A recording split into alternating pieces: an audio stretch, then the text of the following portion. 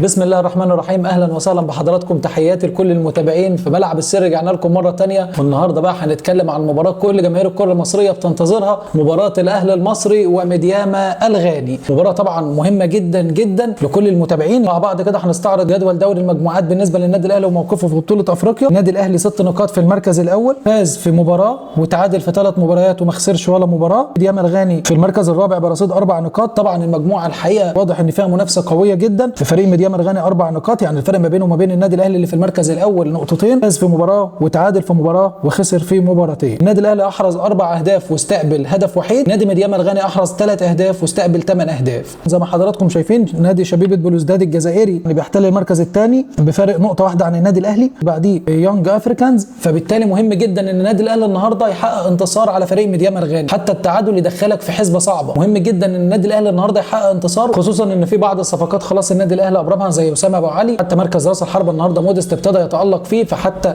يعني كنا دايما بنتكلم ان النادي الاهلي عنده مشكله في مركز راس الحربه. اعتقد الفتره الاخيره النادي الاهلي اصبح ان هو يقدر يلعب من على الاطراف ويقدر يلعب من العمق. عنده لعيبه مهاريه زي حسين الشحات وكهربا، وعنده الحلول في منطقه وسط الملعب. لاعب زي امام عاشور مهم جدا. يمكن حتى في خبر وحش بس هنقوله لحضراتكم في نهايه الحلقه. نتكلم على فريق نادي ميدياما الغاني، من الفرق المتميزه جدا وكرتهم جميله ولاعيبه كلها متوسط الاعمار 22 سنه، حتى حارس المرمى 20 21 سنه. خط الدفاع بالكامل كله بيتراوح من 20 ل 22 سنه، كذلك خط الوسط وخط الهجوم. المباراه هتكون صعبه جدا بدنيا على النادي الاهلي، يعني اعتقد هيكون في شراسه وهيكون في نديه ما بين الفرقتين، والامور هتكون صعبه جدا لو النادي الاهلي لا قدر الله ما حققش انتصار. وطبعا بقى كل جماهير النادي الاهلي دلوقتي دايما احساسها اول لما النادي الاهلي بيلعب في بطوله دوري ابطال افريقيا. اتكلم بادب يا ولد، ده انا بابن بيه، ده انا بابن بيه، ما تنساش نفسك يا ولد. طبعا جماهير النادي الاهلي كلها بتكون متحمسه جدا، التعادل بالنسبه لهم زي الخساره، فمهم جدا ان مارسيل كولر يبتدي يقدم كره جميله ويبتدي يحقق انتصارات، لان الحقيقه جماهير النادي الاهلي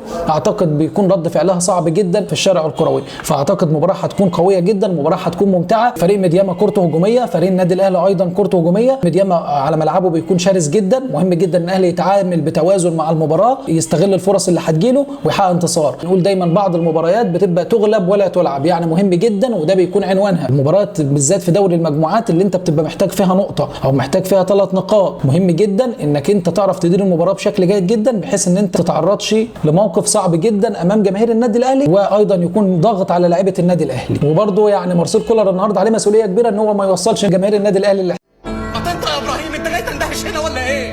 الخبر اللي قلنا عليه انه في نهايه الحلقه، الخبر الوحش طبعا ان اللاعب مروان عطيه مش هيشارك في المباراه، ولكن ان شاء الله لاعيبه النادي الاهلي بمجهودها وبادائها ان شاء الله يقدموا لنا مباراه قويه جدا. اتمنى طبعا الانتصار لفريق النادي الاهلي، لكن انا شايف ان المباراه صعبه مش هتكون سهله، على الرغم ان الارقام والاحصائيات بتقول انه يعني دفاع ميدياما سيء جدا وايضا هجومه، ولكن الحقيقه على ملعبه بيكون فريق مختلف جدا في ادائه، وخاصه ان هو فاز على فريق شبيبه بلوزداد الجزائري. وزي ما احنا شايفين برضو ايضا انه الفرق ما بينه وما بين النادي الاهلي في المركز الاول نقطتين بس. الامور هتكون صعبه جدا، لكن طبعا النادي الاهلي بشخصيته وبقوته في افريقيا قادر ان هو يحقق انتصار على فريق ميدياما ويقدر ان هو يطمن جماهيره. ولكن للاسف سريعا وصلنا لنهايه حلقتنا، انتظرونا، وطبعا اللي ما اشتركش يشترك في القناه بسرعه، لان عندنا حلقات هتكون متميزه جدا الفتره اللي جايه، ومعانا حلقات عن الدوري الانجليزي هنرجع لكم مره ثانيه في ملعب السير. اعمل تابع لصفحتنا على الفيسبوك، وايضا تابعونا على منصتنا على التيك توك، ان شاء الله بنقدم لكم حلقات متميزه جدا وحلقات في منتهى الروعه. بشكركم جدا والى اللقاء في ملعب السير.